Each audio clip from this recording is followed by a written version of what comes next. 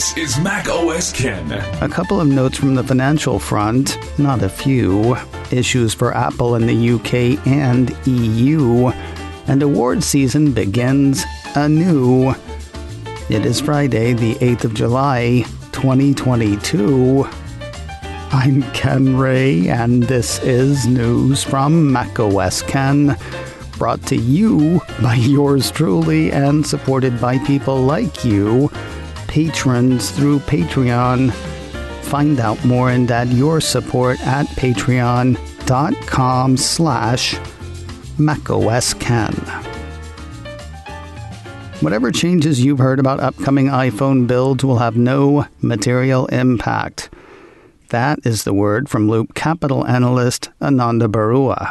The analyst is likely referring to the back and forth between Digitimes and TF International analyst Ming-Chi Kuo. Last week, Digitimes ran a piece saying that Apple was cutting or had cut orders for iPhone 14 by 10% due to kinks in the supply chain. That got a big nope from Ming-Chi Kuo, saying build plans remained unchanged. Now a piece from Seeking Alpha has Barua seeing a way that they can both be right. Kind of. The way that analyst sees it, Apple probably did shift the mix between iPhone 13 and 14 recently, but whatever they did will have no discernible impact over the next few quarters. And besides, other analysts are missing a big part of the iPhone story anyway. According to Seeking Alpha, Barua also pointed out that Wall Street continues to materially under-model iPhone average selling prices, suggesting there is a good chance iPhone revenue in the next quarter tops estimates. The way the analyst sees it, the Cupertino company is well positioned to meet and maybe beat iPhone revenue for the next couple of quarters. Barua has a buy rating on Apple shares.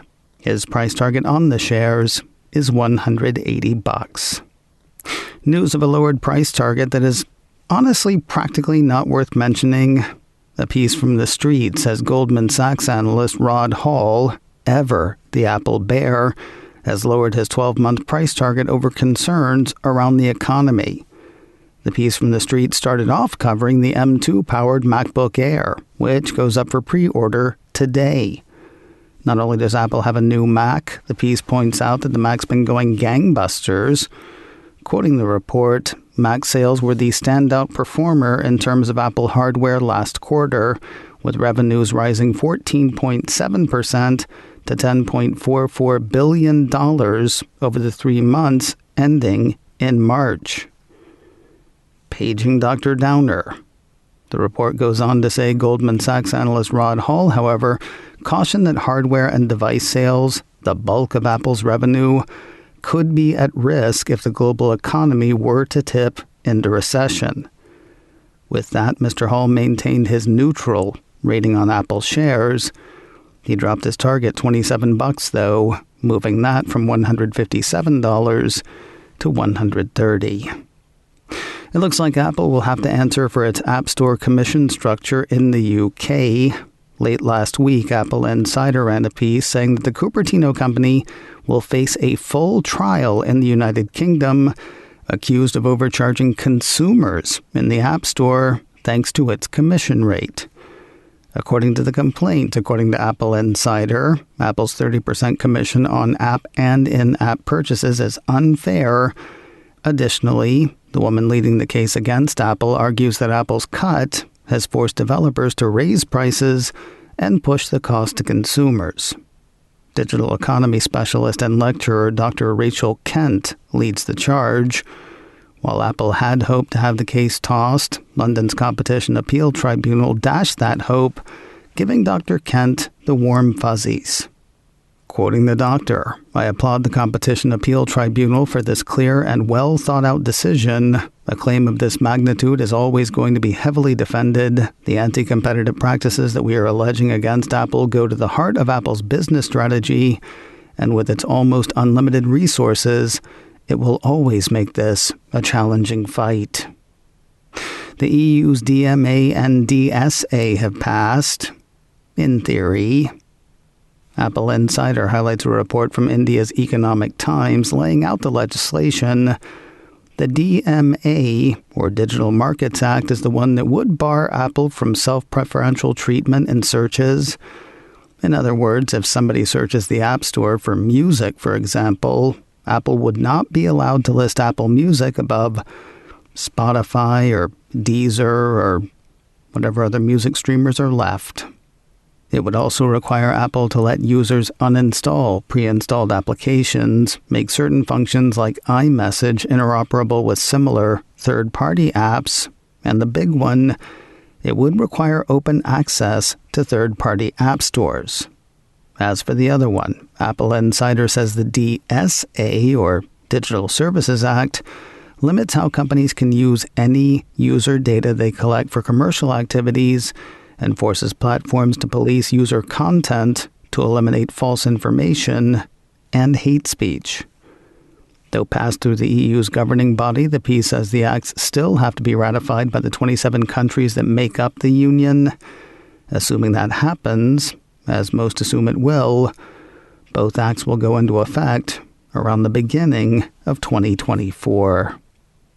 For you fitness freaks and completionists out there, news of a whole new set of virtual awards coming to Apple's ecosystem. A piece from Mac Rumors says the third beta of iOS 16 has revealed activity awards specific to Apple Fitness Plus. Currently, the piece explains, activity awards are earned by completing specific challenges such as hitting a new move ring record, having a perfect exercise week, or reaching 100 move goals. The awards can be achieved both with and without Fitness Plus workouts. In iOS 16, though, Fitness Plus users will get special awards tied specifically to the subscription service. The site says it's seen awards in the beta for numbers of workouts, workout streaks, best workouts, and so on. If you're a Fitness Plus user bummed about having to start over, you shouldn't. MacRumor says the awards are available retrospectively for completed Fitness Plus workouts that have met an awards criteria, but users may not see the new awards on their devices until they complete their first Fitness Plus workout. There's a creepy new drama on Apple TV Plus, and it is drawing praise. The Mac Observer says Blackbird is set to begin its run today, Friday, the 8th of July. If you've lost track, past reports say, inspired by actual events, when a high school football hero and decorated policeman's son is sentenced to 10 years in a minimum security prison, he's given the choice of a lifetime. Enter a maximum security prison for the criminally insane and befriend a suspected serial killer, or stay where he is and serve his full sentence with no possibility of parole. They want him to do that so he can get a confession from the killer before the killer gets out on a technicality, it seems. The show is notable for a couple of reasons. First, it likely represents the last television role for Ray Liotta. The actor, best known for his portrayal of gangster Henry Hill in Goodfellas, passed away back in May. The other notable note, critics are really digging Blackbird. Hours before its premiere, the latest Apple series had a critic score on Rotten Tomatoes of 97%. The first 2 episodes hit today. Be warned, it looks creepy. If you want to know what you're getting into before you get into it, you can check out the show's trailer on YouTube. And finally today, award season is over. Long live award season. It seems like only yesterday every award available was going to the movie Coda. So, time to start again with TV.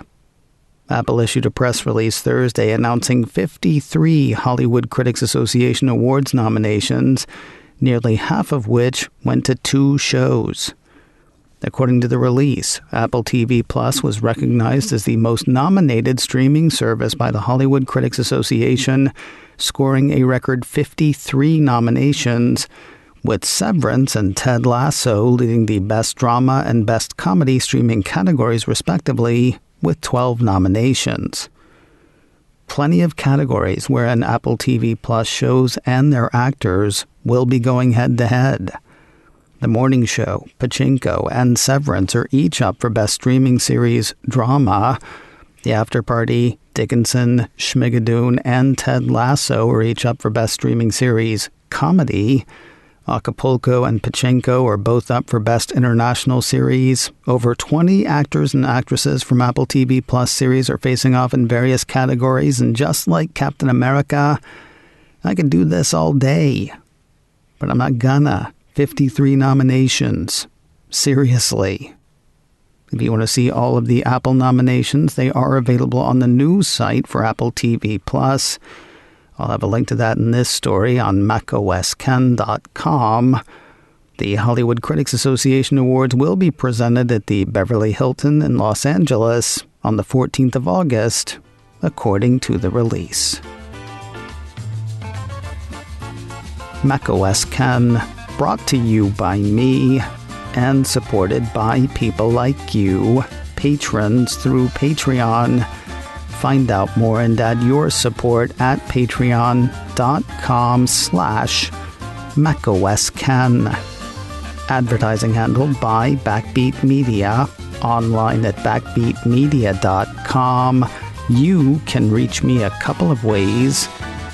info@macosken.com or call 716-780-4080.